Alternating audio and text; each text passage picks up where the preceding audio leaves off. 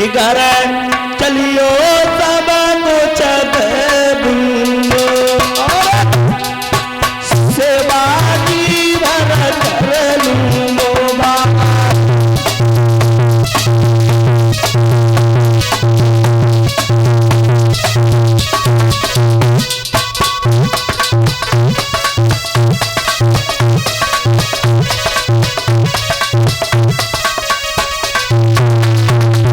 हरिश्चंद्र ने महाराज विश्वामित्र का हाथ पकड़ा और लेकर चल दिए हैं दरबार के लिए।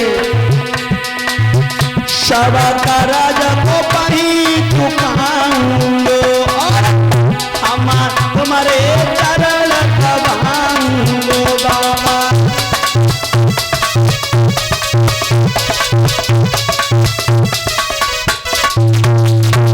बड़े सुंदर आश्रम पे महाराज हरिश्चंद्र ने विश्वामित्र को बैठाला और उसी समय आदेश दिया है अपने कोषाध्यक्ष को।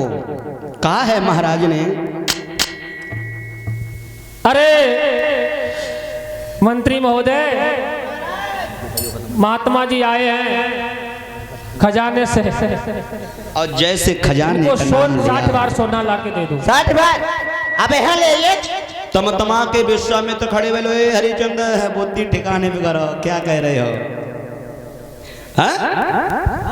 विश्वामित्र क्या इससे क्या कह रही हो नौकर? महाराज विश्वामित्र विश्वामित्र चिल्ला कर बोले हैं, राजन मेरी बात सुनो। एक बात नहीं पता है, जहाँ तक तुम्हारा ये घोड़ा जाता है वहाँ तक का राज्य सारा हमारा हो चुका, तुम्हारा हो गया है। अच्छा, अब मुझे वो दो जो तुम्हारे राज्य से हटके। ठीक है महाराज, आप बैठे। ये अरे हमने गादी दई जियो तुम्हारी भाई सभी रजदानी और जिया वे सो करियो रे के संत मेरे सहलानी।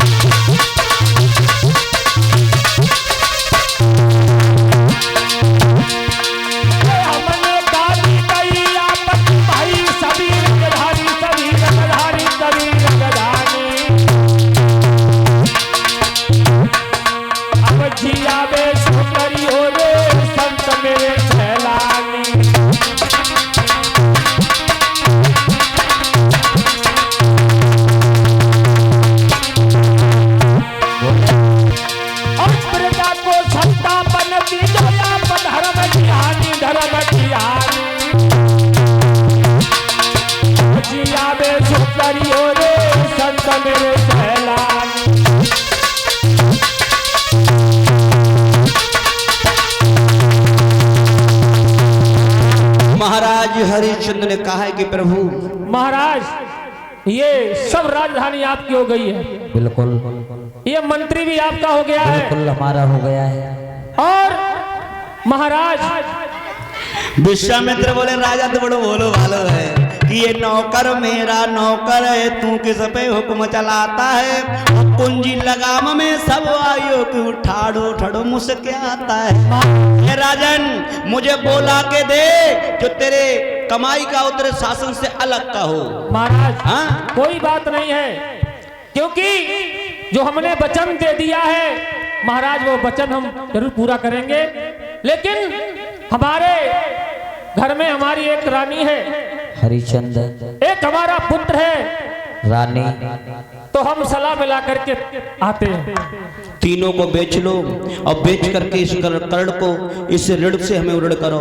हरिश्चंद्र कहिए। क्या रानी तुम्हारे साथ बेच सकती है? अरे महाराज हमारी पत्नी एक पतिव्रता है, वो हमारा कहना बिल्कुल टालेगी नहीं। महाराज चले हैं महाराज हरिश्चंद्र महारानी तारा के महलों में। मैया को ना पता है कि हमारे पिया की जिंदगी अंधेरे में चली गई। मैया तारा आज अपने आंगन में बड़े चैन से बैठी है, सोच रही है कि हमारे सैया आते होंगे, भोजन की व्यवस्था कर रही है, लेकिन मैया को ना पता है दुनिया उजड़ गई। चले हैं महाराज, और जिस समय महाराज हरिश्चंद्र आंगन की तरफ चले हैं तो मैया ने अपने पिया को आते देखा है। अरे भैया